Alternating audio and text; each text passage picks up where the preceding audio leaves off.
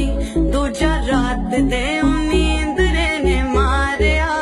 शीशे नू तरेड़ पै गई